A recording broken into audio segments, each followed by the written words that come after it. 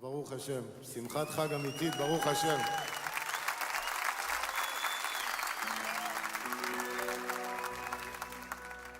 אלוקיי,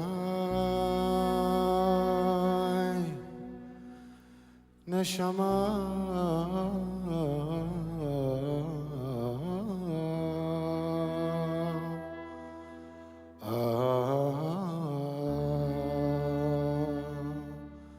שנתת בי טהורה היא. אתה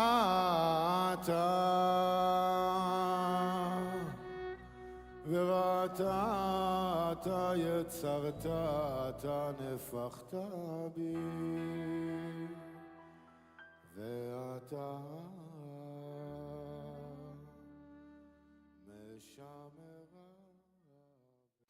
Bonjour tout le monde, j'espère que vous allez bien, Bezrat Hashem. On a dit plusieurs fois, Chachamim ils disent combien le mida de savlanout est important. C'est quoi le savlanout? De savoir patienter. Vous savez qu'Adam Arishon, s'il aurait attendu 3 heures de temps, il aurait déjà eu la permission de manger les arbres interdits, les fruits interdits, pardon. Am Israël, s'il aurait attendu 6 heures de temps, Moshe Rabbeinu, il aurait descendu.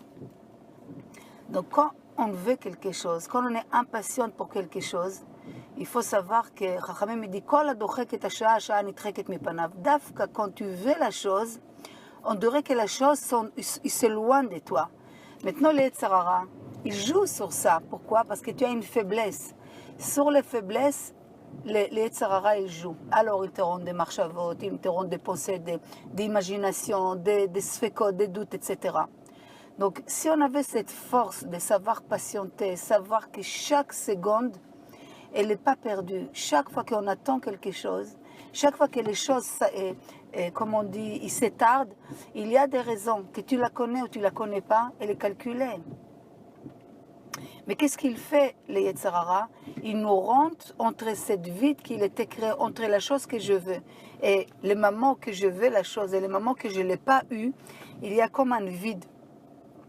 Alors, qu'est-ce qu'il fait? Il nous remplit cette vide avec des sfekot. On a dit plusieurs fois, les sfekot, c'est Amalek. Amalekim, beaucoup d'Amalekim nous rentrent dans la tête. Des doutes, des choses qu'ils rentrent et ils nous gâchent, les choses.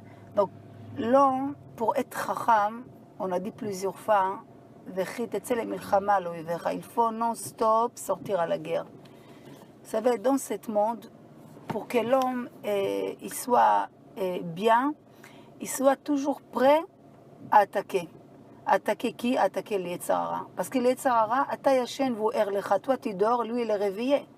Quoi, tu crois que si tu as fini quelque chose, ça y est, il est au repos? Pas du tout, il a une force, c'est inimaginable. Mais en même temps, il est un peu bête, il est un peu xil, il est un peu... Si tu sors à la guerre, si tu vas à la combattre vers lui, tu peux la battre. C'est toi qui vas le contrôler. Comment? Si tu sais comment jouer avec lui. Ça veut dire que les guerres, il faut la faire avec des ruses, il faut être malin avec lui. Vous savez que dans la même manière que lui il vient, il faut aussi savoir comment lui répondre. Donc si tu attends quelque chose et tu sais que tu es impatiente, et d'afka parce que tu es impatiente, tu as l'impression que les choses s'éloignent de toi, ils s'étardent.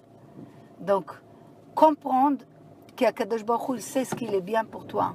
Il sait quand est-ce qu'il va te donner la chose. Ni avant, ni après. Il y a des gens qui croient qu'il y a des choses qui sont sorties de contrôle d'Hachem, Khalila, comme le bébé qui arrive, comme l'homme qui quitte ce monde. Alors il essaie de se mêler dans la nature. Donc il essaie d'avancer l'accouchement, il essaie de débrancher les gens malades, comme s'il se mêle. Donc ça, c'est des choses qui sont très très graves. L'homme doit laisser Akadosh Baruch Hu faire les choses. Si les choses attardent, c'est sûrement pour ton bien à toi. Mais ton ignan, c'est quoi? C'est de renforcer qu'Akadosh Baruch Hu sait très bien ce qu'il fait. Et si ça tarde, c'est la meilleure chose pour moi. Et si ça vient, c'est le meilleur moment pour moi.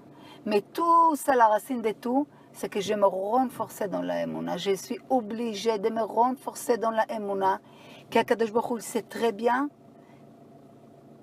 faire les choses. Et s'il y a quelqu'un dans ce monde que je dois faire confiance sans doute, c'est Hachem. Mais cet inyan, il faut que je l'arrose non-stop, non-stop. Ta'azveni yom, azvecha yomayim. Tu es à côté d'une bougie, tu as une grande lumière à côté de cette bougie. Va 2 minutes chercher une verre, tu es dans l'obscurité. Kadosh Baruch Hu, il ne faut pas lâcher Hachem. Dès que tu t'éloignes d'Hachem, il y a